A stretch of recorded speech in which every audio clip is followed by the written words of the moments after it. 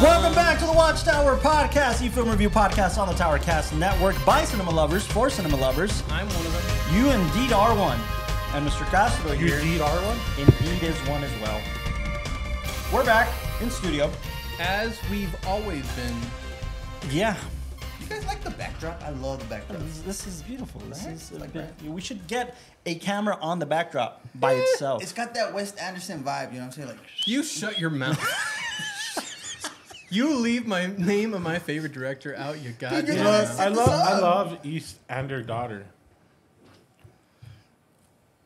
I accept that. That's fine. That's good. That was good. That was cheeky. You know what's fair? I think we've mentioned this before, but not on the podcast. This year, Is my this, birthday? including Castro, whoa!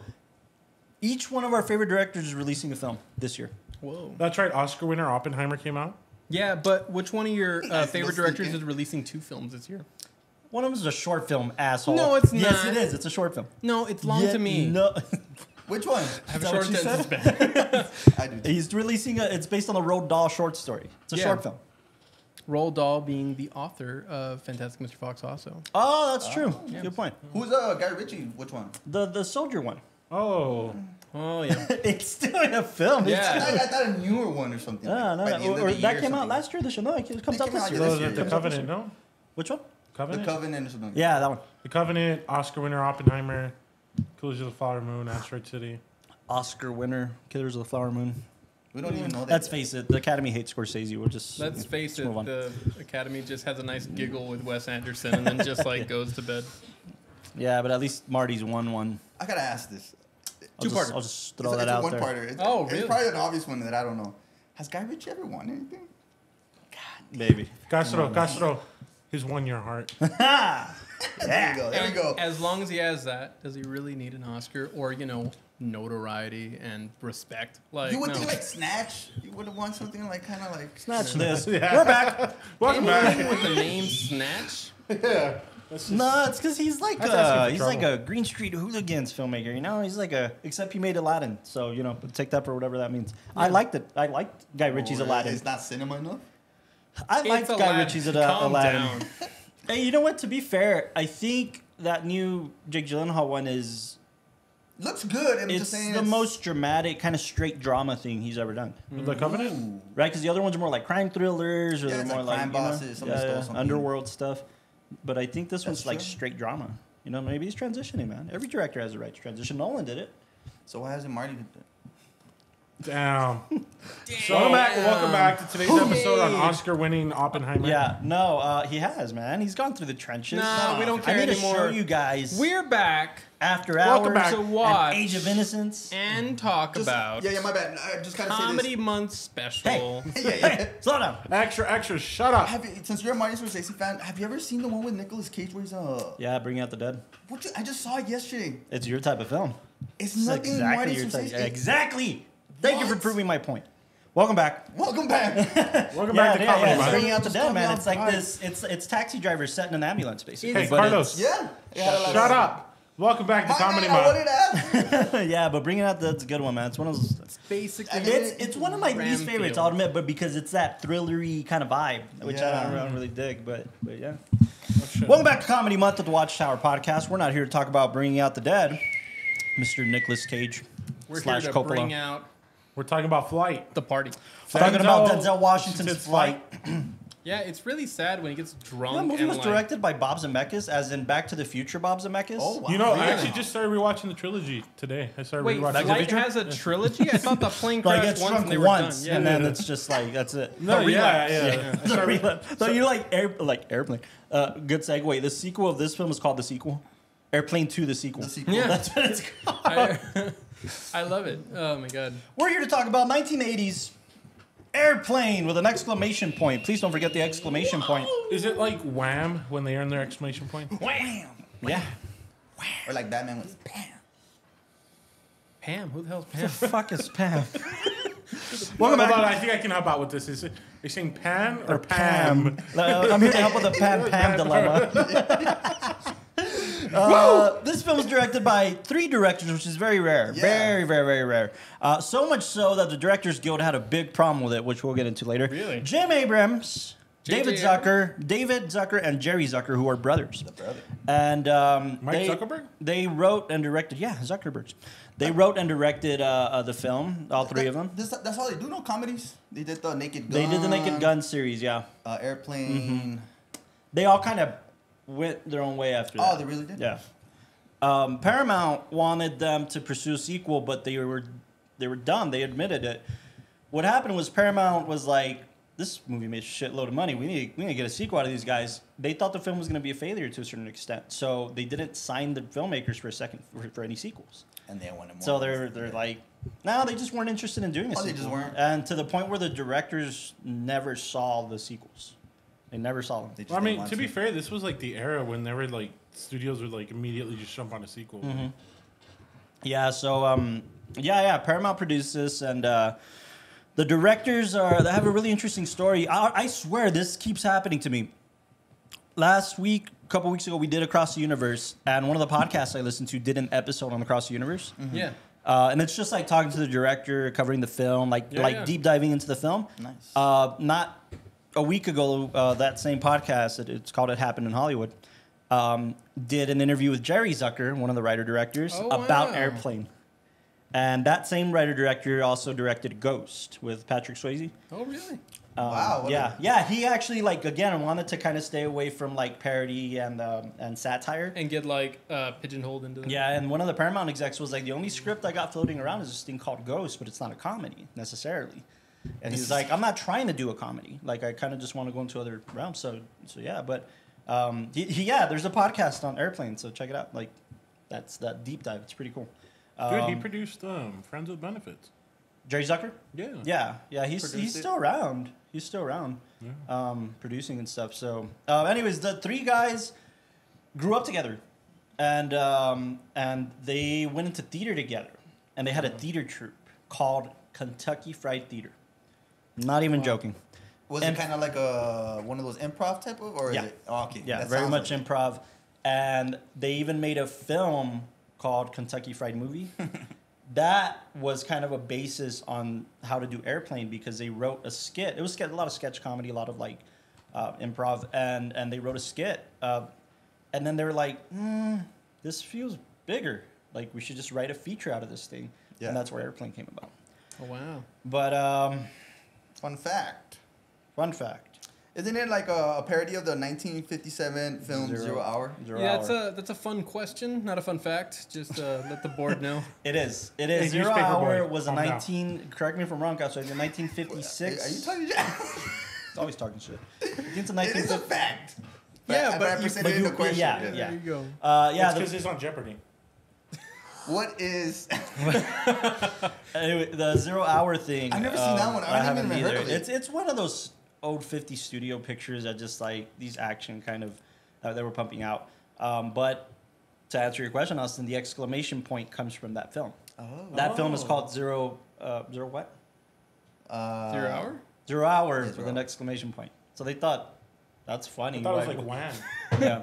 Or like bam. So exclamation point on Airplane. Yeah, because it makes it that much more funny, right? If it's just Airplane, but it's like Airplane, you know? Yeah. So the action, the suspense is there. But that's where they got it from. Most of this is a direct parody of 0 Hour. Yeah.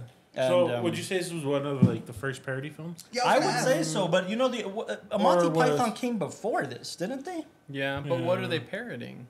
Well, I mean, it's much more satire, but it's... Or when did Spaceballs come out? After this, I'm sure. Yeah. Mel Brooks. Spaceballs was 87, yeah. Oh, yeah. And Blazing Saddles? In the 70s, no? 74? Yeah. See, I mean... What was Blazing Saddles parody of? Oh, Westerns in general. Yeah. Well, I mean, when I think parody films, I think direct parodies. Yeah. Now. Scary movies. There's Dracula Dead and Loving It with Leslie Nielsen, also Mel Brooks. I think one of the directors also directed scary movies, no? I think so. No, Scary he Movie came 4. out. One of the directors directed Scary did they Movie really? 4. Yeah. I didn't know that. It was David Zucker. David. Okay. So they're in that little world. And he wrote Scary Movie 5.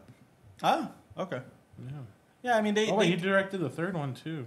Really? Fun little fact, did you see that Damon Wayne saying that they took it away from them after the second The one? rights thing, yeah. Yeah, that's I think that's why they did the haunted house one. that's what he Well, said. that was Marlon. Marlon was like, well, we have to write our own. Also, those idiots fight all the time, man. Yeah. Like they just can't get along, which is why the second White Chicks was Really? Yeah, they can't get along, dude.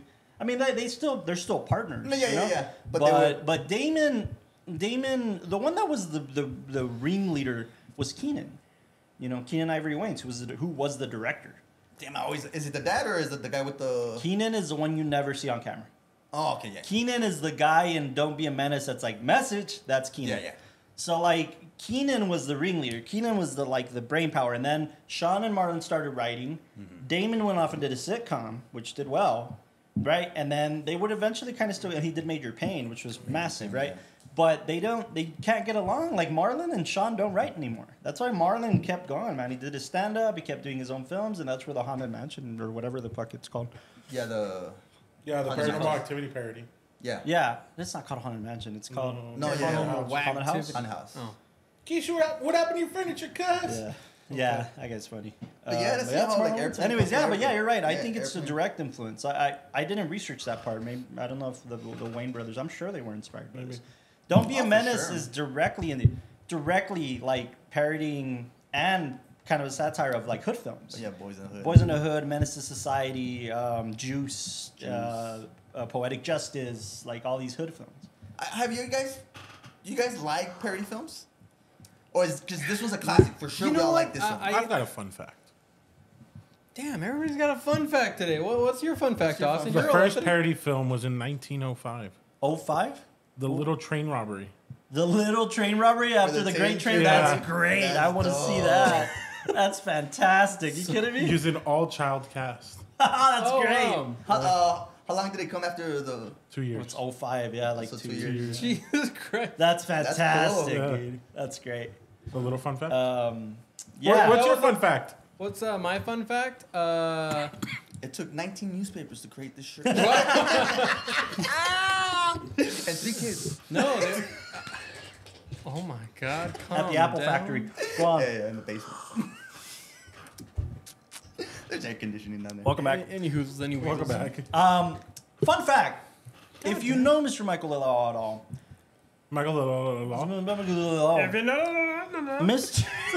Mr. Michael Lilau's sense of humor Oh yeah. is this film. Like, Yeah. is this film. He himself said it, which we all agree to. He's every character in this film. You said you watched Like- it at 10 years old? Yeah. I You know, remember my- That's the developing years right The there. more cinema that you curate for us, like comedy stuff, like for example, is it Uh, Subaquatic or what? Life was it? Aquatic. Life Studios. Aquatic. This one, we understand where your sense of humor comes Yeah. from. You Now. just understand me now. Yeah. Well, we understand where you You got know it. how it's not a people bad say, thing, you but know, it's it's a not great necessarily thing. a You good know how thing. I people never say, thought like, it was a when bad they show thing. you, No, not like, necessarily a good thing. when yeah. people show you Oh, like God. a book that they love or Yeah. a CD, like an album that they love of an artist, it's like, this is the roadmap to my soul. Ooh. Yeah. Like when we show That's each pretty other weird. cinema, that's what it is. Yeah, right? yeah, So, like, for sure. It's a great thing. This was your pick. Before you rank, what do you put this one on yours? Hold on. What the fuck is a rank? A rank? It's like a tier list, but that's not important right now. Anyway, Bingo. bingo. Ratings. What? No, he's asking a question. Yeah. Like, does it fall in your top 10? Does it fall in your... It definitely Or is it falls. just like Superbad? Is it a comedy thing? Yeah, I think we're gonna take the same approach as we did with like Superbad. Okay. So like, I'm I gonna think have it's to just going to say, end up being the thing, man. yeah, because I mean, like, as far as comedies, for sure it's in my top 10. I probably even put it in like the top 5, just Okay, because okay. its sensibilities are really timeless, and I feel like you could watch it at any stage, and it has Yeah. some references that maybe do get lost as time goes on, but a lot Yeah, of a little dated, but that's because like it was appealing to the audience of the 80s. Right? but I mean, a lot of the slapstick still works. A lot Yeah, of that kind of the there's the exaggerated comedy. Yeah, yeah. A lot of the stuff where oh man, I'm trying to think of the over exposition of stuff. yeah, and, like a lot of yeah, those. double I feel entendres. like if when you watch this, it's gonna be funny at any place for anybody. So You think it still holds up? My bad. absolutely. Yeah. We were laughing. Like, I feel like you could show this Yeah. to somebody who's never seen it before, and I think they'd at least find one or two things that are good about it that they'd keep saying. Yeah. that would be I agree. keep funny about It's it. that line that we keep saying Don't call me Shirley. Don't call me Shirley. I think it's voted number 64 on the top 100 of most quotable lines in a film. It's so for AFI, for the American Film Institute. It's so good, and I feel like all the jokes really hold up. Their structure, the beats, and all that kind of stuff. So as far as comedies, yeah, like top 5 for sure. Because it's just it's so punchy for me. As far as a piece of cinema, and whenever we talk about that, that's always this weird place because it's such a goofy film. You never want to put this film, at least I know you'll probably agree with me, you don't want to put this above some of the things that we've already put on some of a higher list, you know? You don't, but I've been thinking about this a little bit. I've been thinking about this for a little bit since the last conversation we had with Superbad. The way I think about it now, and I'm sure other filmmakers have said this before me, I'm positive, that like, as a contribution to cinema, sure, there's these other great things, right? But if we wanted to somehow preserve humanity and put this in a time capsule, you wouldn't? I would. That's what I'm saying. Like a comedy has to go with a drama. Has to go, you know what I mean? So like, I think something like this, I think that's the way to define like, well, do we want to leave this behind for future generations to watch? Oh, absolutely. You know what I mean? So like, I wouldn't say that defines this as cinema. I would say that, do we want this film to last? Yeah. Right? Do we want this film to continue to? Are we going to show our kids this film? Are we going to show? Yeah. You know what I mean? Yeah. I think that's a defining factor. I agree with you. I don't think it's above a lot of the other cinema we've reviewed, but I do think it's something I'd love to pass on, especially in the comedy. For sure. Yeah. So what would you rate it? I'll do for comedy. I'll give it a 9.5, and then as far as like movie of all time cinema and all that kind of stuff, I'd probably give it like an 8.9. I think there's a lot of value in it, and as far as like showing what comedy can be done in the film medium, because there's also that kind of thing of playing into visual comedy, and then it in itself with slapstick uses a lot of the techniques, the visual techniques that, I mean, we got in like a lot of the silent era stuff, you know, things being off camera that jump in front of camera, stuff like that. Stunts, So, practical effects. use of models and all that kind of stuff. I mean, they just kind of basically ran with all that film could do for comedy and put it up to the forefront. And it very much defined a genre. I wouldn't say created it because it clearly didn't, but it defined a genre. Oh, yeah.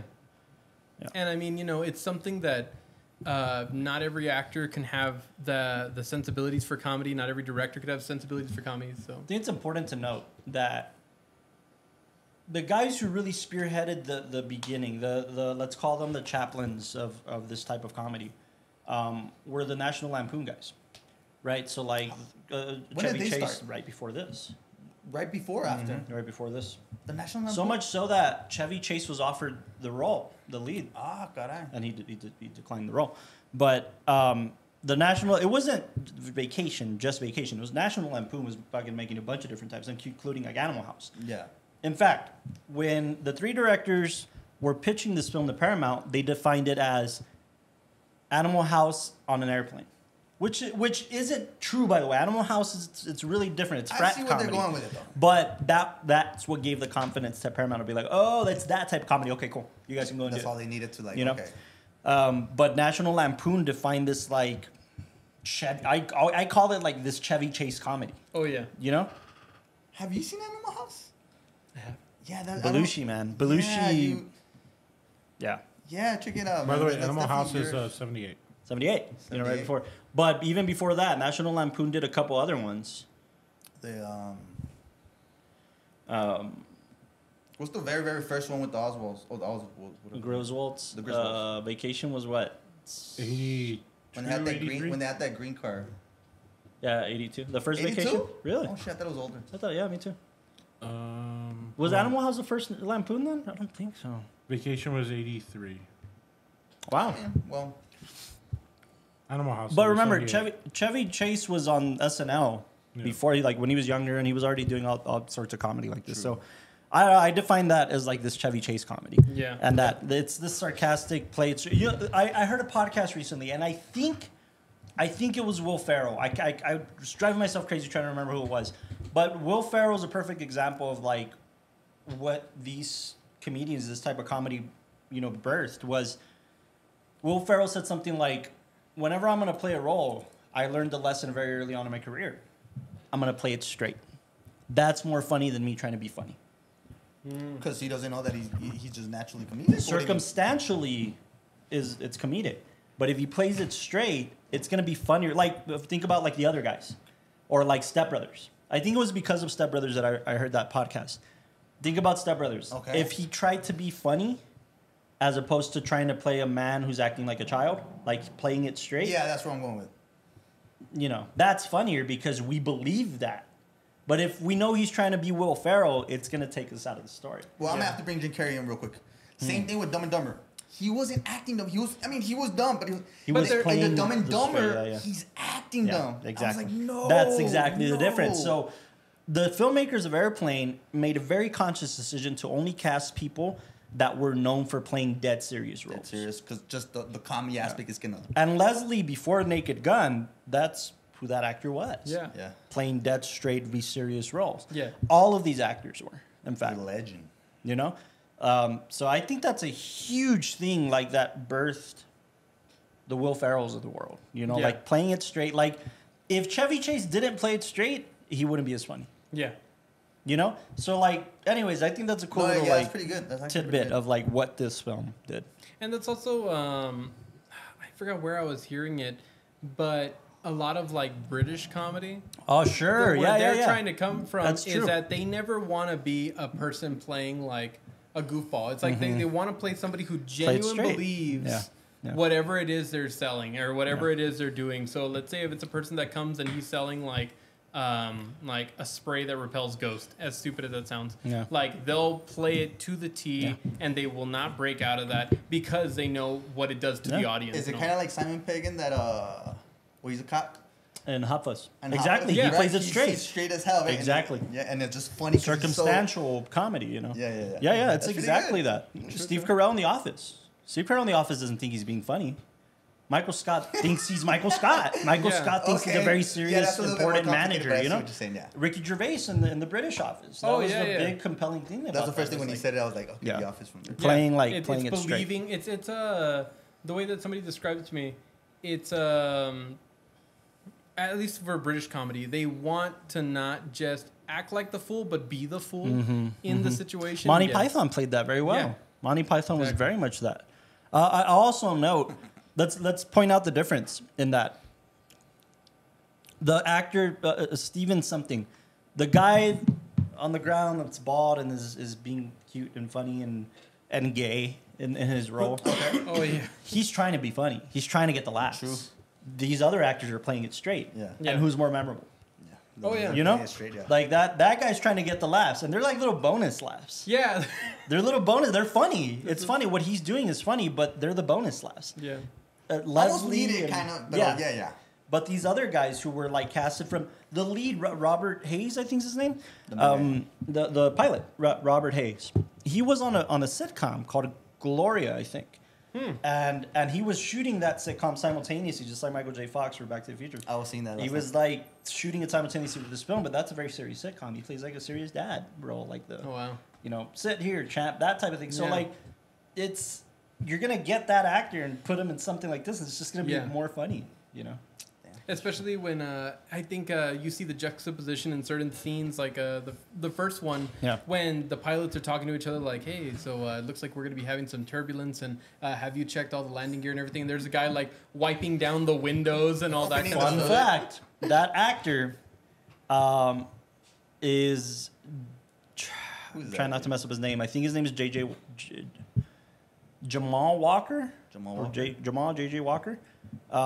He was one of the lead roles in Good Times, the Dynamite, that show. Oh yeah, that's him. That's like that's the lead. Dynamite guy. Yeah, That's the Dynamite guy. Yeah. And he's just like these little tidbits that the directors are gonna. I was reading something that's really interesting. Like it's Jimmy J.J. Walker. Jimmy J.J. Walker. Jimmy J.J. Walker. It's a cool name. Yeah, the directors even were trying to cast David Letterman in the lead. They made him because they're friends with him. They made him audition, and Letterman auditioned, and he was funny, but he was too self-aware. He was like, I can't be an actor. Like, if I'm gonna be an actor in this and it's not gonna do well, like I'm gonna be too self-conscious. So he's like, I'm grateful they didn't give me the fucking role. Yeah. How did they get Kareem? The role was originally intended for the guy that cheated, Pete Rose. Pete Rose, yes, it was intended for Pete Rose, but Pete Rose was still playing playing baseball. Yeah, you watch your mouth. Yeah, I know. He was still playing baseball, and Kareem, I think, had just retired. It was the 80s. Like, no, he was still playing. Really? Yeah, he was still playing. Well, I guess maybe it was off season then, because he had the availability, and this motherfucker, they offered him $30,000 for the role, right? And he's like, give me 35 because I want to buy a Persian rug. And that's why he did it, to buy a fucking rug. By the way, you know why why his role is there? Why? Because it's in reference to from 0 Hour. They had a pro football player. Crazy Lake Hirsch was a pilot in that. That's funny. So it had to be an athlete. It had to be an athlete. That's funny. Yeah. Because he acted before. He came out in the Bruce Lee. Yeah. And I'm guessing in 0 Hour, like, it was probably like people kept seeing like, oh, it's a pro athlete, so it's poking fun at that. It's poking fun at like the kid being like, wait a minute, Kareem. Like, and then when they pull him out, he's got his fucking Lakers gear. Yeah, and the goggles. I love when he snaps at the kid. He's like, "Shut up, kid! I've been doing this shit since UCLA." I heard some actress, one of the stewardess, said that the kid was fucking scared, like that Kareem wasn't acting. Like, he was pissed off for some reason that day. Well, imagine the director's on that he sucked at defense. I think that's what it was. Like, it finally got to him, and he just grabbed the fucking... It wasn't even planned that way. Just grabbed that fucking kid, you know? That's awesome. That's a huge thing about this film, too. Per the writer-director's style, a lot of this was improvised. Like, a lot of improv in this fucking film. Risky, but I love that. Who do you want to go next in ratings, pal? Oh, God. I'd like to know Castro's opinion. Comedy-wise, I love it, dude. I like the wordplay, the double entendres. That's a great opinion. Carlos, ratings. And don't call me Shirley. Don't call me Shirley. Go on. Oh, you want me to keep talking? No, keep talking. Yeah. All right, I give it a 9.4 and movie 8.8. Fair. Good rating. Wow. I don't even want to ask more. Was that good? Yeah. Straight to the point. I mean, do you have more to say? I can say louder. So 9.4 when it comes to comedies, and then an 8.8 when it comes to like all movies. Yeah. I like that. Short and sweet. Yeah. Cool. Cheers. Cheers. So Carlos, drink my Celsius here. Cut it with a knife, man. No. Yeah. I mean, it was a 9.4 for sure for comedy because I love it. I like the cameos. Not too many like nowadays. Yeah. Yeah, and it's part of history, man. And like a lot of movies that I've watched come from this one. Yeah. And just I guess in movie general, like overall, 8.8. I mean, it's like you guys said. I know it's not cinema. No, but cinematic. Cinema. I was gonna say cinematic. And the reason I kind of gave it a higher rating when it came to cinema is because with every like medium, and we've talked before, like when you talk about like the stage, you talk about books, you talk about literature, you know, there's a way that drama, comedy, horror can all be presented, and how do you use the strengths of that medium to accomplish it? And I felt like Airplane couldn't have been told on the stage as effectively or in a book as effectively. Like it could only be perceived in the movie. That's very true, dude. So that's where it's like, it lies higher because it's using all the tools available, you know? So much so that the directors did something, I think any of us with a bigger budget. This film was made for $3.5 million. And it grossed 140 something, 141, I think. And 35K went to a Persian rug. Yeah, and 40K went to that airplane sequence in the beginning where the airplane crashes into the window. I was like 40,000. God, shit, just to get 40,000 for those 5 seconds of cinema. Yeah, I was like, how much do they waste on this gag? Yeah, 40 grand, buddy. That's the opening, man. I mean, I guess so. It's literally just the guy being like, "Oh, it's over there." That sets up the stage, right? But it's great. It's great. Yeah. I'm right there with you guys. I think as a comedy, I'm gonna be particular. I'm gonna be a little less generous, just because. When did you watch it the first time? Because if you're being 18. And it sounds like somewhere in high school. High school, and then I rewatched it during the pandemic. This is my third time watching it. I'm gonna be a little less generous on the comedy side, just because I think, and still very high by the way. I think I give it a flat 9 on the comedy side. Okay. Only because half of it's a product of its own doing. Half of it are cheap laughs. Yeah. And they're trying to be. Don't get me wrong. Yeah. They're trying to be cheap laughs. Today or back then even? Exactly. We're a product of everything else we've seen in comedy. Which this could very well influence it because we're oversaturated in parody movies and shit. Like, I think our generation stopped watching parodies after Scary Movie 3. Yeah. Because it was like Date Movie had come out and fucking Dance Flick and all this shit that was just like, all right, dude. I remember enough. even Not like another going, teen movie. Yeah, that one was Dance good. ones Yeah, that one was No, but I good. remember going to like Blockbuster and you would see like a bunch fucking of them, selection of and them. they always had the The same exact box, same the looking same, cover like, yeah, where yeah. it's just a bunch of like random references. And I think our popping out. generation experienced that oversaturation. That's why in my brain it's like the cheap laughs are coming from a very easy place.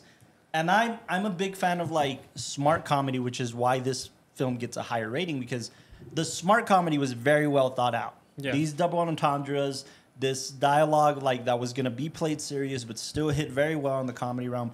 Yeah. It was very well thought out comedy. Smart comedy. And I don't know how else to define it. Just like well thought out, planned, good comedy. Yeah. That's not trying to be cheap. Yeah. You know, so I think that's why it doesn't get higher. Whereas like we talked about Superbad, right? Superbad was just like well thought out in the terms of the comedic punches, right? Like What you think? Like, what is it? 50 years from now, we're gonna be saying the same thing. about Superbad? Yeah, it's the same I don't thing. know, Back right? then, I back mean, then, Airplane was like, wow. Let me put it to you this way, in the best way possible, by the way. And I'm sure our generation, like our dads, who, if they're fans of this film, this is like dad joke galore. That's true. You Was know, your dad a big fan of this it's film? dad Yeah. joke galore. That's true. That's I bet why, you my like, dad too. Yeah, my You know? dad loves this movie. He's I always grew up quoting with it, it, yeah. and I'm not saying that's a bad thing. I'm not trying to negate no, that. but, like, but it's they saw it and it ended up being such a big it was influence edgy for them. for them. Yeah, You know what I mean? Just like we're gonna get older and it's gonna be like, oh, you wanna watch that dad film? What is Yeah. it called? Superbad. Exactly. Yeah, Exactly. like, is it gonna age with us that way? So I think That's that it's just the cheap laughs are dated in that way, and Yeah. it's not its fault. It's a victim of its own success. Yeah.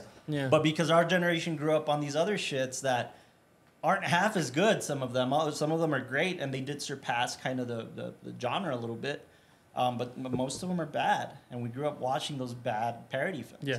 Like that's why I think the first parody film I ever saw was probably Scary Movie 2, because that's my favorite out of that whole fucking The second series. one? Yeah. I'm Yeah, between one and two. the house, you Yeah. know, and yeah. But yeah. It's the basketball. I think 2 is the best, but Don't Be a Menace is probably my favorite parody film. Dude, But that's because we grew up Yeah, watching these hood that's- films, yeah, it's like, that's oh, this 90s. is fucking perfect. Yeah. You know, but I think that's why.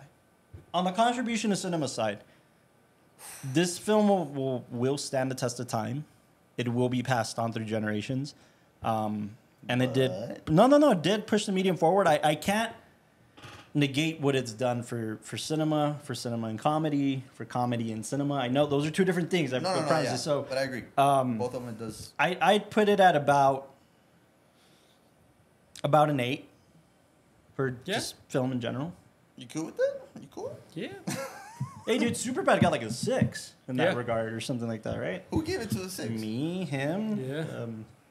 For We cinema? were Oh, that's controversial. why I Yeah. was so mad. That's true. Yeah, no, with this one, I'm like, because again, comparing the two, there's films that use every technique available to them when it comes to the medium of filmmaking to accomplish its goal, and this one does it Yeah, like you said, you all can't around. read, You know. can't do that. In the Superbad, I bet on the page, it would work Yeah. really well. I bet a lot of, That's pretty good. I bet a lot of the jokes would do just fine. The cinematography wasn't like over astounding and everything. But for this one, they were using- Theoretically, I'd be interested in seeing a Superbad play. It'd probably still land, Oh, that'd be weird. you know? but again, it's kind of like the wording and a lot of the dialogue was Yeah. what made Was it. what- This one, it's like you had those almost Family Guy-esque like cuts. Yeah, cuts. That Yep, could yep, only yep, be yep. accomplished in like Perfect. Yeah. Just out of Oh, nowhere. what was the thing that they said where they're like, oh, check the instruments, and then it just cuts That's to them. that's perfect. Yeah, that's I fucking so love stupid. that Yeah, scene. yeah, I lost so my stupid. shit in that scene. It's great. Yes. But yeah, you're absolutely right. I couldn't agree more. So that's why I give it those ratings. An 8? Austin. 8. That's not bad. Yeah. What's up? What do you give it for comedy and film? First, when did you watch it? Are you into these type of films? Well, he watched it right now with us. What I do know about Austin is that one of his favorite films, one of his favorite comedies is Spaceballs. Yeah. He introduced me to that one. Okay. So this is very much in that vein. Yeah. Well, yeah. So it came after, right? Yeah, Spaceballs was 86. And that's Mel Brooks. Was it Mel Brooks? Yeah, but you were very underwhelmed with Spaceballs. I was underwhelmed with Spaceballs. Wait, why? I'm the same way. But really? It was just... It was fine. It was great. No, I'll be real. It was great. It was good. I just didn't... Especially, like, knowing Star Wars. Well, that's the thing. I during the pandemic was where I really had time to really flesh out my picks in cinema, like to really like watch cinema and have time to watch cinema. So I stopped like utterly loving Star Wars or utterly loving Marvel during that era. So like when that was the first time I saw it was during the pandemic with Spaceballs. So I saw it and I was like, I don't know how much that's what I did. I was like, I expected it to be as goofy as it was. I just thought, I don't know. I just everybody praised it so much, and I think that's what it was. I was just like, okay, it's all right. Yeah, and what's more is I remember I was trying to be on a comedy kick, but bucket list comedies. Yeah. And I saw Blazing Saddles and that one within a day of each other. And Blazing Saddles to me was fucking. I feel like if you would watch Spaceballs, especially like if you're coming off of maybe like a big Star Wars kick, but it makes fun of it in a very like cheeky way, and I think that's what's really fun. It is fun, but Rick Moranis' role is fucking gets me, like the Darth Vader kind of escrow. But Rick Moranis in general, man, he was a fucking legend, dude. Like, he's still alive, but he doesn't act. The desert scene alone is what like makes that film. What? Find anything yet? We ain't found shit in the desert. Rick Moranis did a commercial with Ryan Reynolds for his fucking mobile phone company. Oh, really? For Mint? Yeah. Yeah. Oh, shit, that was the first acting role he'd done in like 30 years or something. You know what else Rick Moranis is in that you've never seen? Is Little Giants. But I have seen Little Giants? No. But I have seen Honey, I Shrunk the Kids, which is where I fell in love with Rick Moranis. Oh, yeah, dude. That's a classic, dude. But you need to watch Little Giants. I know. It's cool, dude. It's fun, eh? Anyways, I only brought up the Spaceballs thing because it's in this vein. It's very much in this vein. As a comedy, I'd give it like a strong 9.3. Oh, okay. Yeah. Because there's definitely like, I don't know, like one of the better parody films. We keep leaving out an actor who you love, specifically a specific film of is Bill Murray. This is Bill Murray comedy. Oh yeah, big time. Bill Murray plays it straight, always. Oh yeah. You know, and I love Murray. Caddyshack. I'm starting to see it different. That is true. He does play it straight. He's a very big dad comic. Who's somebody that doesn't play it straight? A lot in the film. You know, like more recent memory, that guy from Kevin Hart. Yeah, Kevin Hart doesn't play it straight. Yeah. Okay, well, I've seen them. Okay. What's that guy's name? He was trying to be John Candy, but rest in peace, John Candy. But who? It was the other guy. John Candy. Oh, Jim Belushi. John Belushi? No. John Good? No, he also idolized Belushi. Chris Farley. Chris Farley. Chris Farley. Chris Farley doesn't like play it straight. But no, he doesn't. But it works. That's true. But it that works was really well. Yeah, I saw a documentary on him recently, and it was so sad. Yeah. I've seen that. Yeah, dude. Yeah. The last 3 days, we was just calling people. Damn. Yeah. Rest in peace, Chris Farley. Yeah. But anyways, but Bill Murray and Caddyshack and that whole vein of films is probably like your meat. Yeah. I don't know why you guys didn't like Meatballs. It's just so surprising that out of all the roles, you're picking. Right. I'll tell you this much. I'll tell you that Meatballs or Spaceballs? No, Meatballs. Which one was Meatballs again? The summer camp one. And that he's one of the camp counselors and helps a kid learn how to run. I haven't seen it. You watched it with us during the pandemic. I showed it to you guys during the pandemic. Dude, that's how bad he I just wasn't memorable to me, I guess. I don't know. It was Bill Murray. He's a camp counselor, and it's this. No, he runs the camp. He runs the camp, and it's a bunch of kids that come in for summer camp. There's like I remember the fucking poster. I don't remember the movie. It's like the rich kid camp against the poor kid camp. I don't think I saw it with you guys. You did. You did. I did? Yeah, you did. Jeez. And I remember it, but I remember thinking like, why is this the quintessential Bill Murray role? Because I feel like I've seen a lot of those jokes like better played in like, mine's like Ghostbusters. There's nothing he did better in that regard than like Ghostbusters. Yeah. You know, that's why I was like, oh wait a minute, like I've seen Ghostbusters. like Caddyshack is fine, but it wasn't revolved around him. But Even he Groundhog Day, by the way, I didn't think was that comedic in my opinion. I thought it was a good film though. It was a good film, but it wasn't. But him playing serious, I don't think he played Caddyshack serious. Yeah, he did. Yeah, Bill he did. Murray. Yeah, he did. I mean, I see No, where you're coming from. no. Yeah, come I see on, where buy you're it for me, coming Mrs. Green. Especially Yeah, the whole like yeah. gopher thing, and it's a little puppet. Yeah, I like, guess so. yeah. But what about I Bob, talked to though? the Dalai Lama one time. He told me Goonga, Galunga, Goon, Goonga. Remember that film annoyed the shit out of me, dude? I told Austin, What like, about Austin Bob? loves it. I like it. No, I like it too, Moments but in it's it just I kind of don't. like he gets annoying, you know what I mean? Oh man. I walked out That's feeling another very Chevy Chase. underwhelmed from Groundhog Day too. Caddyshack's another Chevy Chase one. That's true. Young Chevy Chase. Yeah. We're gonna do. We have to have Caddyshack? another We'll do comedy month Caddyshack? another time. I mean, Not for this month, unless it's somebody else's pick. No, yeah. We'll do another comedy month. You could then. do Caddyshack for your pick. I already have my pick. Which You is, could- Which You is don't your stick pick? to your guns. You could do Caddyshack if you wanted No. to. But if I anyway. were to pick a Bill Murray film from the 80s, it'd be Meatballs. Nah. really. Yeah.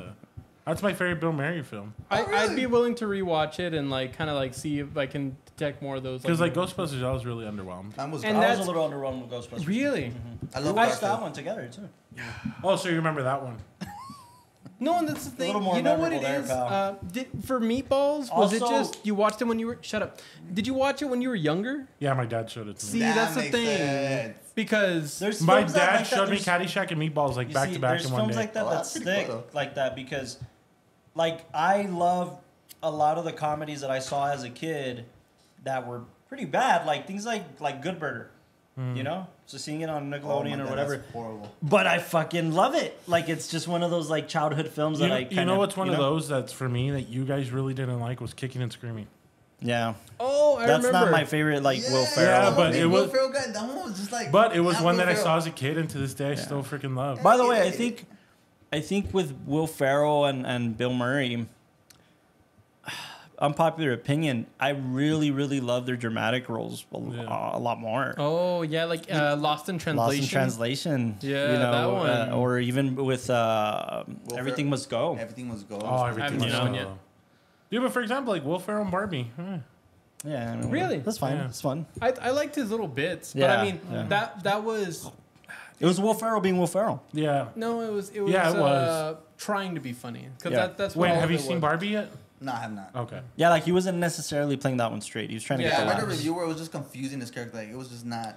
No, the whole It thing served a purpose. It, Yeah, just, Yeah. it could have been Anyways. anybody. It didn't have to be Will Ferrell. Yeah. but Airplane. it's a good movie. Airplane. Anyways, yeah. So Overall rating, I'd give it towards cinema a soft 9. Soft nine. Wow. Because I think it did like open up the doors a lot for the comedic space. Here's a question. How was the sequel? I haven't haven't seen seen it. You haven't seen. Also, Yeah, like this is all I needed. this is all you need. It's also the same. That's why the directors didn't pursue the sequel, by the way, because they're like, Oh, you were talking about they we didn't sign did them up. every single airplane gag in this film. We don't have any more. Like, it's not gonna be funny. Everything was done here. And you know what sucks? And you haven't seen the second one either. I haven't. I Neither feel have you? because I think they might have even did like a third one or something like that, right? Did they Yeah, do yeah. one There with was Snoop Dogg? no. That's Soul Plane. Oh, okay, but Yeah. is it? It's gotta be directly inspired by Right? this shit, dude. Think about it. Right? Yeah. Yeah, for sure. But I don't know what you guys think. I No, do. no, Yeah. But again, Soul Plane. I think just like the It- hood film aspect is what I like about it. Yeah. Yeah. Snoop Dogg. Yeah, Snoop Dogg. No, Kevin Hart. That was one of Kevin Hart's like One of his first he was films. little as hell. Still a little bit.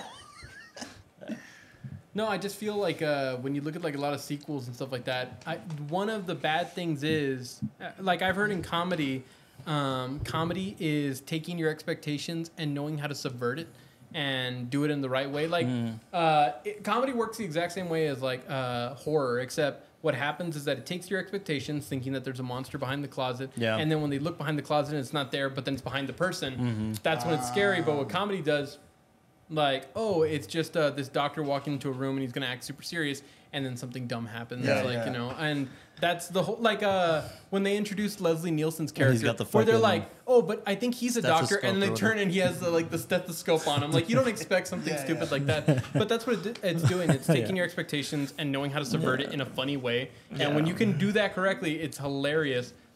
But what happens with a sequel is that now you have like a idea Yeah. of what should be there. It's already And given a let's high face it, takeaway man. though. Like sequels are.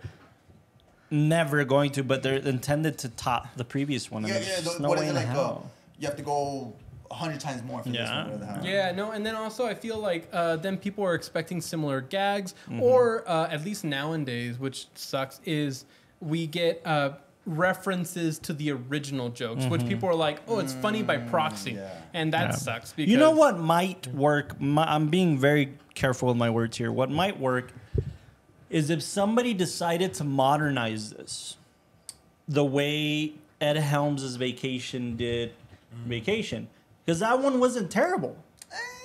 You know, it was actually pretty decent, but it was modernizing with the van, huh? Yeah.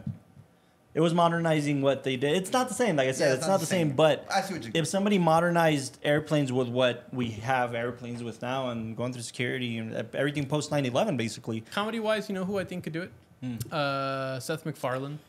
Yeah, I feel like he would have the sensibility. Like Once Upon a Time in the West, or A Million Ways to Die in the West. Yeah, fresh, I guess. I think he could have a fresh idea on it. I think he could play into it being very, very funny. Agree. But a lot of those little like cutaway scenes and maybe a new interpretation of it. Because you just mentioned Family Guy right now, and it has those little. Yeah, that's why I'm Exactly. saying I could definitely see him coming in and modernizing it and all that. And when he's not busy working with Logic on stage, That's true. rapping with Logic. Yeah. You know one thing I liked about this one, and I think this is where like parodies are kind of like failing. There was a what do you call them? A guest or what do you call them? Cameos. Cameos. yeah. There wasn't that many on this one, which is just enough. That we know. The problem is they're just older actors. Yeah, from because films we don't they were recognize. referencing in the hospital room for the soldiers. They were like, oh, and this person thinks that they're somebody else. And it's an actress, like a Broadway actress. It's an actress. Like you even said the one that started singing. Yeah, that's her. Yeah, That's her. Like, so it was actually her, but they're like, okay. oh, he thinks. Well, I guess now in the new ones, it's just too on the nose, and it's just too many like. Yeah, no, I can cameos. see. Yeah, I don't like those. Like the superhero one with like Kim Kardashian and. Like, yeah, and I mean, some of this said like the president maybe for like how to introduce cameos and how to be cheeky about it and stuff like that. Like the Kareem stuff was great. I mean, it's a cameo, but it's not forced. It's not forced, but it also knew how to poke fun at it. Like, wait a minute, aren't you a basketball player? Like, what are you doing on the plane? And it knew how to like poke fun at even the whole concept of cameos. Yeah. And I think that's the big difference between something like this and like frat comedy, right? Like Animal House, right? Like it has the Belushis, old school. Old school has the Farrells, and I understand this was before they were these massive comedy stars, but you're expecting laughs from every person. Yeah. And this, it's like they're playing it so serious that it's subverting my expectations. Yeah, you don't know who's gonna be the one to say the punchline. Who's gonna be the punchline? Yeah. Yeah. That's good. I think my rating went up a little bit. Yeah. Yeah. Great picture. I liked it. I very much liked it. I liked it. It still holds up. It's a great film. I think it'll keep holding up. I just think that I think that the writing's super funny. Yeah. And again, it all comes into, at least with me, I look at comedy sometimes in a very analytical way, not to the degree that you look at a stage comedy, but I mean like I look at the kind of like how would you have designed this? Like what were the beats to build you up to that punchline and all that? And when I do that, this one just. I mean, it's so skillful how it's. I think it might struggle to hold up because I think nowadays, we want more violence. We want like that's more the comedy aspect. Like no, but I mean, hold on, my bad. No, you. Like with Family Guy back then, it was awesome because it was just kind of like you said those little cheeky jokes. But now it's just like throwing up.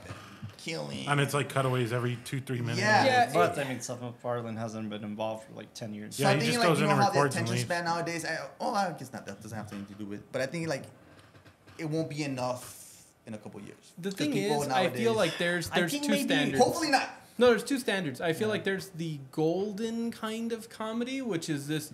How do you make these perfect jokes? And that's why I can really appreciate stage performers when they go on and they create these stories and jokes and everything. In real time. Where they're insane. Like it's like for anybody else and to just watch it. And even they admit that as much as anybody wants to peg it to a science, my set in New York didn't work for my set in Alabama. You know, like even they know that it's not a science that you can like. This is the beats and this is how we're going to do the beats and it's going to work every time. Even they're aware they're like. Even that's why you get the lines of like the shitty crowd tonight. Like I didn't connect. It didn't land. You know? And it all comes from the idea that like and I love how Marin brings it up, but it all comes from the idea that every region will have its own way of finding what's funny and what's not. Like Marin talks about, I forgot the comedian before him, but he says that he was going to go do a show, but he was going on right after somebody else who they were really good at doing like aggressive comedy. But they said aggressive comedy doesn't work in New York. And when they did this show in New York, nobody laughed. Everybody was dead silence the whole time. Like he says, New Yorkers are angry, but they don't get it on the stage. They're like, oh, why? Are you and so then you angry? have like, you have the comedians who will play the hits. Yeah. Like the Gabriel Iglesias of the world. Like they'll play the hits and say, I'm not fat, I'm fluffy, and it'll get a laugh. The George Lopez of the world, you know, they'll play the hits, you know. So like it's kind of the similar thing in a comedy film. Like the jokes are gonna land, but if we've seen these jokes a million times and we know what to expect from the jokes, it's like, okay, I'm done. I think also that's why, like you say, it's not gonna hold up. No, I'm afraid it won't. Oh yeah. For like our generation, but even this film was in our generation, right? So like our dads had to show us this film to like appreciate it. So I think it's gonna stay alive as long as fans of cinema and fans of comedy are gonna keep passing it along. You know, like I think about Ricky all the time because Ricky's like a big comedy guru, especially in film, and he will pass on Ghostbusters to his kids. I know that. You know what I mean? Yeah. Big Ghostbusters fan, but that's how Back to the Future. Something like that stays alive to a certain degree. You know?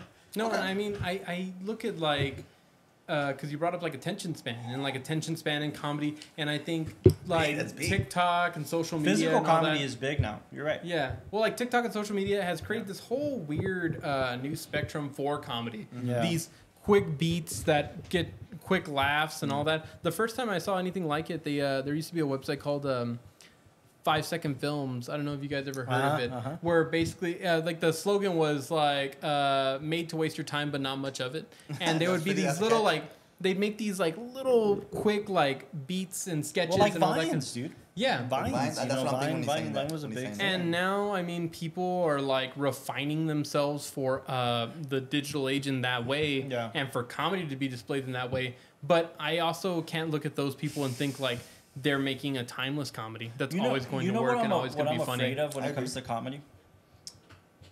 I'm being extremist and I'm being super facetious, but I start thinking about the end of the world. Like, everybody in this era heard Rodney Dangerfield or Richard Pryor and thought, oh shit, yo, this is edgy, or Red Foxman or whoever, you know? And then we hear, you know, the Louis C.K.'s or whoever, the Andrew Schultz or whoever, and we're like, I'm wondering how much farther can we really take the edginess? Well, they're trying to take it away from us. I know. It's cancel culture, right? And that's what our generation is kind of experiencing. But that's my point. Like, I think every generation just like every generation goes through their nuclear scare. Yeah. Like every generation thinks we've reached the line. The line is forever gonna be pushed forward. I just am a little bit afraid of how. Yeah, that's when it comes to comedy. I'm a little bit afraid of how far we're gonna push that line. Yeah, that's what. You know, but I'm also kind of excited for it. I'm also kind of like, if comedy is this good now, and we're freer to really express a lot of thoughts and jokes and disguise them as jokes, but like they land, and there's so much broader comedy now that it's insane. Even in film, like, sure, some stuff doesn't land anymore, and we've heard these bits before, and they've been overdone, and some stuff is really, really, really landing. Yeah. You know, so I'm excited and I'm scared for comedy at the same time, and comedy films. I'm a little bit more scared than excited. Yeah. I feel like anybody who follows the idea that comedy in and of itself is going to be like a finite form, that you're going to find some limit, all you're really afraid of is you not finding it funny anymore, because as time goes on, because there's stuff that, like, again, going back to like the whole TikTok and everything, there's younger generations that find it absolutely hilarious, and that's how they base their whole sense of comedy. And that's where you see these kids where you're just like, that's already happening to me with music. Yeah. I listen to the same 5 artists consistently, and then the minute I find a new artist that I love, like, holy shit, good music is still out there. It's still happening. Yeah, agree. But it's already happening to me with music, dude. I can only imagine. And then again, it's the same thing, with music and film and all that kind of stuff. You're getting like the next generation is going to develop their own sense of style. Are we becoming the old guys? Are we becoming the old farts guys? Sure. No, because I mean, what I just we're trying to preserve what we think is good. Exactly. You know? But I mean, we're doing exactly what our parents were doing and what their parents were doing. You know, like, and that's all. That's the chain of how it goes. Yeah. So that's what's funny though is that the guys who are spearheading this are the older guys in comedy and in film. Like the guys who know what's funny aren't afraid to go down into the trenches. Like I think about Louis C.K. most recently, right? Like he's doing the Theo Von podcasts. You know, he's doing this Tom Segura, you know, Bert Kreischer. Like these guys are old dudes and they've been doing comedy for over 20 years. But they're sitting in with the new kids, bigging them up, appreciating that they got to pass the torch at some point, and then using what's good about this generation in comedy to them in their own comedy. I saw that with David Spade. David Spade is doing that shit a lot, dude. He's hanging out with Theo, with Mark, Norman. Yeah, really? Because he's the old guy, but he wants to see what the new, voices It are. has to happen, and I think it's the same thing in cinema. Like I think we're so afraid of what these new kids are gonna do, and then we're like, well, first of all, we're kind of part of that. Like, no, even like Aster, isn't he in his 30s right now? Yeah, like 40. I think he's 40. Ari Aster. Oh yeah. Like as far as like when it comes to like horror and cinema and all that, I mean, a lot of these like older directors are kind of like, oh my god, like we couldn't have imagined or they're created at the forefront. World. Yeah, they're at the forefront, and it's gonna be the same way with comedy and everything else, but hopefully it doesn't. And the crazy part is they're getting the blessings. You know, Ari Aster has gotten the blessing of Martin Scorsese. Yeah. You know, they're getting the blessings that Louis C.K. I never expected this, by the way. Theo Von used to annoy the shit out of me. What? At the beginning, like back before his podcast. Well, you know, because my favorite type of weed. My favorite type of weed is I've been telling you guys for like 5 years. But this guy's funny. When I saw Louis C.K. on his podcast, I'm like, the fuck? Louis C.K. is gonna approve of something like this? I gotta see this shit. And I saw the full frame of like what he's doing, and Louis C.K. went on Segura's podcast and was like, this Theo Von kid. And I'm like, what the fuck are you talking about? Bullshit. What, like, you're just trying to remain hip. And when he explained it, I was like, oh, shit. He's like, he's still an honest comic. Yeah. He's like, and that's what's rare nowadays is just an honest comic. Dude, that's what I love about Theo Von. I'm like, shit, that's true. Because, like, the Trevor Wallaces are funny. And that's why I like Matt Rife. Matt Rife still has his head on his shoulders, but he's a young kind of, like, He's more of a real comic, you know. Andrew Schultz, you know, like he's still. That's why he's edgy as hell. Yeah, but I think it's like Louis put that perspective. Like these kids are doing great and they're funny dudes and they all have podcasts and it's fine. Even think about this for a minute, man. The Seguras, the Kreischers, the Andrew Santinos, the Bobby Lees, they're starting to become the old guys, and they're barely hitting their peak. Yeah. But that happened to Segura. Yeah. That happened to Bert Kreischer. Bert Kreischer's fucking 50 and he's barely getting the recognition, you know? Yeah. Louis C.K. didn't get recognition to the early 2000s, you know? So Mark Maron, to a certain degree, man, Mark Maron, until he got his podcast, wasn't shit. True. He was Louis' bitch, you know? And now he's this world-famous podcaster comedian, so it's very interesting in that peak. And I think the more you learn about comedy, the older you get, you're guaranteed to become a better comic if you stick with it. And I think the same thing with film. I think that's why Jon Favreau is becoming Jon Favreau because he stuck around. He fucking learned from the greats. he knew what comedy was. He knew what drama was. He knows how to do both. And I think that's what's going to draw comedy forward in cinema. Do you feel like right now Taika is going to be at the forefront when it comes to comedy and film? Because I know that I'm starting to wonder what Taika's angle is because there's a lot of comedy directors that are making the transition. Todd Phillips, who did the Hangover series, right? Did Joker, Academy Award nominated guy now. You know, that's true. The guy Adam McKay, Will Ferrell's guy. You know, he went from doing Will Ferrell movies like Step Brothers to doing fucking Vice and doing the Big. What was it called? The Big Short. The Big Short, right? I mean, he's becoming, you know, so Taika's in that vein. I think Taika went from doing. I know Reservation Dogs is still a thing and stuff, and it's funny, but he went from doing that to Jojo Rabbit. Ooh. You know? And I'm curious to see what Taika's going to do, but Taika said something that pissed me off recently. And I'm trying to see what his fucking angle is because he said something that pissed me off like this year. Bless you. Thank you. He said, and I understand where he's coming from. He's coming from a very humble place, but at the same time, I don't agree with him. Okay. He said, because somebody asked him, like, when you're trying to make films, what are you trying to do? Like, what impact are you trying to leave? He's like, I'm just trying to make good movies. Nobody remembers a director. And he said, nobody remembers who directed Casablanca, but they remember Casablanca. Which I think is bullshit. Because if we don't keep these guys' memories alive, if we don't keep them as in this high regard, we're forgetting the author. You know, we can't remember Romeo and Juliet without remembering Shakespeare. It's just not fair. So I see what he's saying, though. I understand. Yeah, just make great cinema. I get it. Exactly. That's cool. But where are you coming from? That's my thing. Like you got to understand where you're coming from to know where you're going, right? So like, if you don't recognize who paved the way for you, you're being a dick. Oh no, you know. I'm 100% with you on that. I'm very like, Taika, what are you doing, man? I'm curious what you're doing right now. No, but I also feel like there's a difference between the people who just appreciate this and say like, hey, I watched that one film, amazing, and then which is the majority, by the way, unfortunately. And then for us that want to make films or be in films, like we remember the names of who made this and all that kind of stuff. I know it's such a purist mentality to have, but at the same time, I'm like, okay, dude, you're making good cinema. Like you are a staple. You're becoming a household name too. Let's not forget that. Yeah. Where are you going with this? I just want to know where he's going with it. Well, like that trailer for that new film that he's working on. The thing he did right after Jojo Rabbit was Thor. You know? Which is fine. It was funny. Love and Thunder, right? Love and Thunder. Yeah, but now he has his next one coming out. Next Goal Wins. Yeah. Oh, that's right. The soccer thing. Yeah. Comedy. By the way, really interesting story, by the way. I know. It's going to be a drama, right? Ultimately. Yeah. No, it's going to be a comedy, no? It's based on a true story. Okay. I saw there's a documentary on it. The doc's pretty damn good. Really? Yeah. Really? It's about an American Samoan soccer team trying to qualify for the World Cup. Oh, I'm so wow. down for that. It's actually, the documentary is really good. It's coming out soon, year. right? Like in a couple months or something. Yeah. I'm just curious to see where he's going. I think you're right. I think Taika's one of the guys that's pushing it forward. Personally,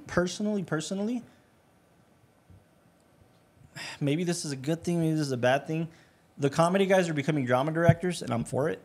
Right now, I just can't think of a consistent comedy director that I go see other than like Judd Apatow, and even he's hit or miss right now. Yeah. So like, I don't know. Yeah, I don't know who's pushing it forward. I don't know who's pushing comedy forward right now. That kind of scares me for cinema.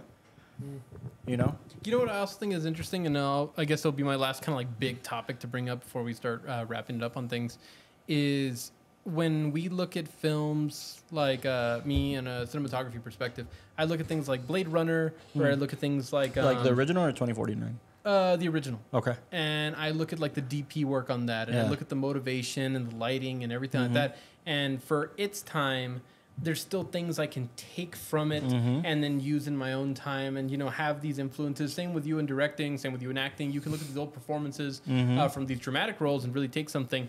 When it comes to comedy, because of how quick it can kind of degrade, the joke gets old, basically. I don't know how many times I could really take from the jokes in here or the motifs in here and redo it. I mean, this is kind of like a gem in the sense that like Airplane's always going to be Airplane, but it's we talk about sequels and we talk about who could really reprise it, and it's like no, dude, it's a victim of its own thing. Like I said, I think the problem with it is people start seeing these things as cash cows. Yeah, and that's the problem with cinema in general. What it is. The whole thing with I know these you guys fast gags or whatever, Like I know you guys don't have the big attachment to like Ghostbusters, but they bring it back and they're trying to keep like pushing it out there. But it's like they couldn't take the old comedy and bring it forward. They could only reference it, and then it's like funny by proxy. And it's you're right. You're right. You're absolutely right. And I know we're on the comedy front, but how is? And it's not just because I talked to the guy. I promise. I love this director, but it's not just because I talked to him. But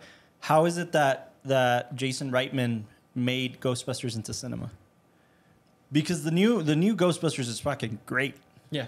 As a film, is there a new one, or is it the female one? No, the one after the female one.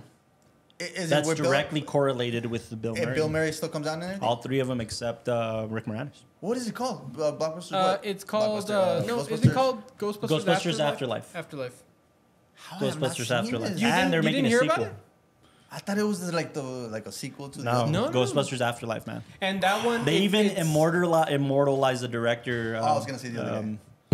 Harold Ramis. Okay, I was gonna say, I was gonna say, like, how did they immortalize Harold Ramis, man, which is fucking phenomenal. Like Harold Ramis, like Egon's character, is a big part of it. Yeah, massive. Really, they still figured out how to make him a big. Yeah, and very well, and like send him off with grace. Yeah, and all dude, that kind of I stuff. very much enjoyed Afterlife, and it still hits the same as the other ones. It's more, dude. I think more.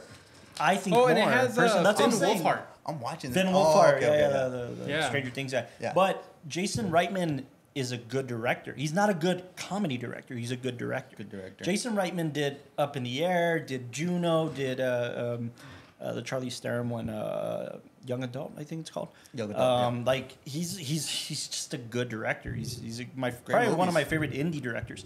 His dad, Ivan Reitman, directed the original Ghostbusters, and directed and produced all these like 80s comedy gems. Oh, okay. You know, so it was a good passing of the torch too. Nice. He passed the torch right before he died.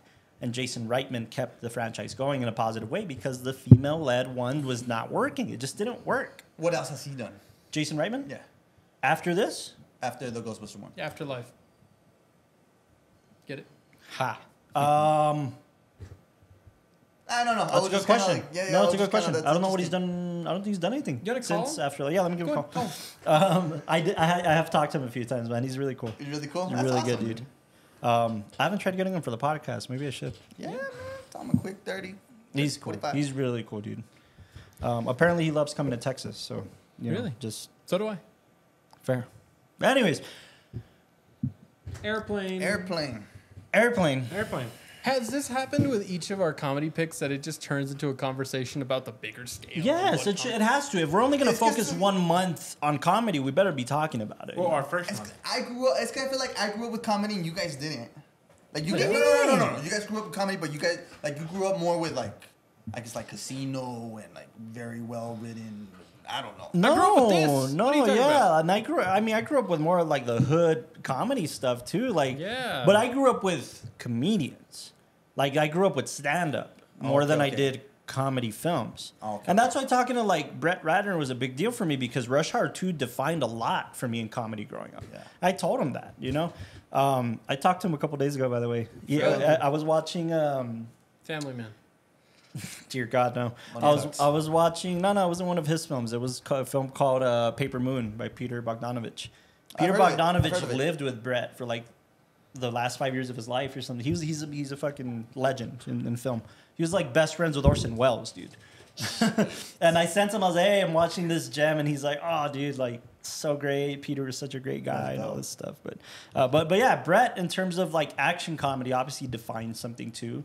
And Rush Hour 2 is something I grew up on that defined I find action it comedy. interesting. Why the two? I like it better than the first one, dude, and that happens to me a lot. I'm exposed to the sequels first, and then when I go and watch the first one, it's a little underwhelming. I think 2 is better than 1. Yeah. Hands down. For Rush Hour? We were just talking about the same jokes, trying to mix them up. But No, I think good jokes. But 2 took place in Hong Kong and flipped the script.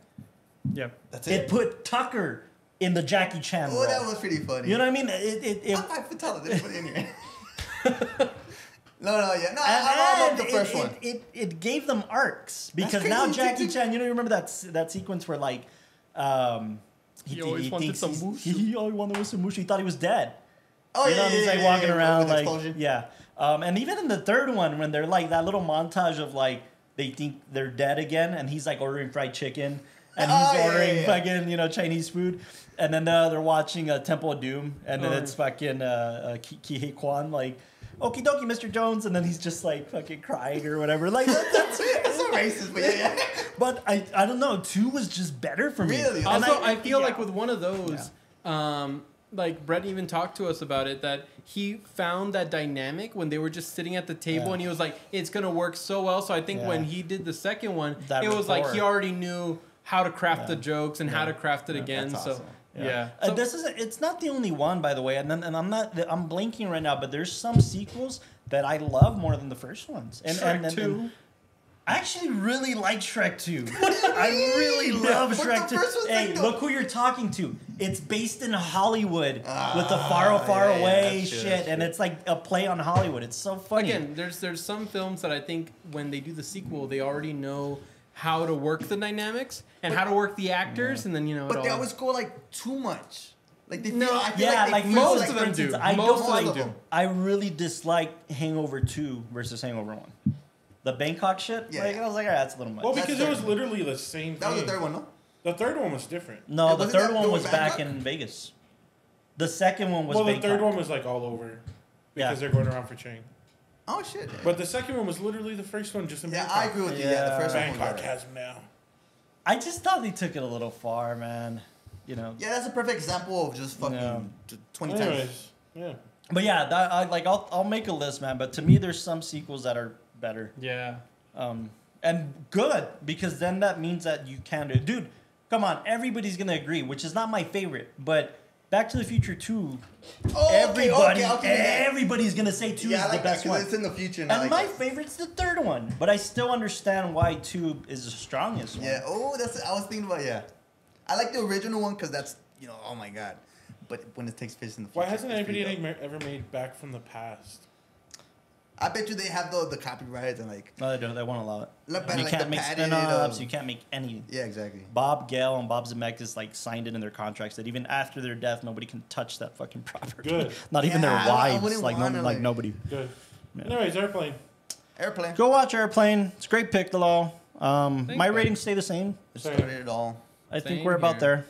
So. Yeah. 9 week? for comedy, 8 for cinema, around there. Yeah. Next week, we'll be at the cafe. Next week, we will be at the cafe. August 11th. August 11th. This next Friday. In case you're watching from the future or the past. Because this comes out on Monday, right? Yeah, so Friday. This Friday, we'll be at Aaron and George's Film Cafe on Texas Street, and we're going to be screening Mel Brooks' comedy. Not Mel Gibson's. Not Mel Gibson. Not Passion of the Christ or Apocalypto. But we'll be screening... Or The Patriot. I haven't seen The Patriot. What? Dude, I haven't even seen Braveheart in its entirety. Not even that famous. No, I've seen the speech. Oh. Yeah. That's why I said I haven't seen it in its entirety, but... Anyways, Mel Brooks... Spaceballs! Blazing Saddles. We're watching Blazing Saddles. You scared me, bro. Starring Gene Wilder. Richard Pryor co-wrote this shit. Richard Pryor. There's so many great things about Blazing Saddles. We're gonna watch it at the Film Cafe. Come have a good time with us. That's gonna be fun. After that, go listen to our episode with Ed Stone, who worked with him. Oh yeah. He co-wrote with Mel Brooks for Paws of Fury. That was based on Blazing Saddles. And I still need to see Paws of Fury. Timestamp that. Ed's gonna watch this still. Timestamp that. Yeah, watch it. Go watch it. After that, I think it's Austin's pick, if I'm not mistaken. I'm still torn. Well, you'll find out. Well, I need to announce it. On the next episode of Dragon Ball Z. Thanks so much for joining us. Would you guys want to talk about Napoleon Dynamite? Sure. I would. I've never seen it. It's quirky comedy. I still remember the day I watched it. We were in high school and we had it for recess or some shit like that. In high school? Yeah, you were going to recess in high school, Castro? Well, what is it? Lunch? I hope. No. Lunch? They would let you play? No. When you do exercise and shit. Gym. Yeah, So what's it called? There you go. Gym. Recess! You're still on recess here. You watched it during PE? Yeah, because it was raining or some shit. Okay. I was like, what the hell? I was is a this? kid, man. It was around that indie boom too. So. Yeah. It actually opened up a lot of doors. Oh, I forgot what. And it didn't do shit for any of the actors after that. I was gonna say that John guy didn't do shit. Well, he did Blades of Glory. Yeah. Didn't the guy who played Napoleon direct Nacho Libre? No, That's what I heard. John Hedder's his name, I think. John Hedder. Oh shoot! Who directed? By the way, Nacho Libre? I think the law will really like Napoleon Dynamite because it's kind of Wes You haven't Anderson. seen it? No. Nah, that's a lie. Yeah, I don't watch It's it. kind of Wes Big Anderson. fat lie. Yeah, it is. It's quirky. It's quirky. Super quirky. Quirky. It's up to yeah. you, buddy. You haven't Next seen in Mean studio in 2 weeks will be Napoleon Dynamite. All right, Napoleon in studio, Dynamite. Napoleon Dynamite. It is. That'll wrap up our comedy month, I think. No, we still have funny people. We have, funny people. Is it funny? It's great. I think it's a Are good they one people? to That wrap didn't up the answer month on. anything. It is funny. It's very funny. What's the comedy month? It's more of a movie. What's the comedy than a month? comedy. What do you mean? August. Yeah. It's one of those Yeah. days. What's the comedy month? What's the comedy month? Would you agree What's with me the on that? comedy month? It's Yeah. really What do I you like mean? funny people too, but I think it's more of a It's a month where we talk about Film comedy drama, films, but yeah. that doesn't matter anyway. instead of a It's my favorite Judd I Apatow literally movie. dude. softballed the biggest. I like No, it. it wasn't like. Never mind. It's a month Join where we watch us comedy at the Film films. Cafe. We'll have some more updates for you then. And then Napoleon Dynamite and funny people after that. Thank you for tuning in to the WatchTower podcast. And we'll see you at the Film Favorite Cafe. quote from Airplane, go. Don't call me Shirley. I want to say something from the jive scene, but I don't know what's going to be offensive, so I won't. Just say I know jive. I know jive.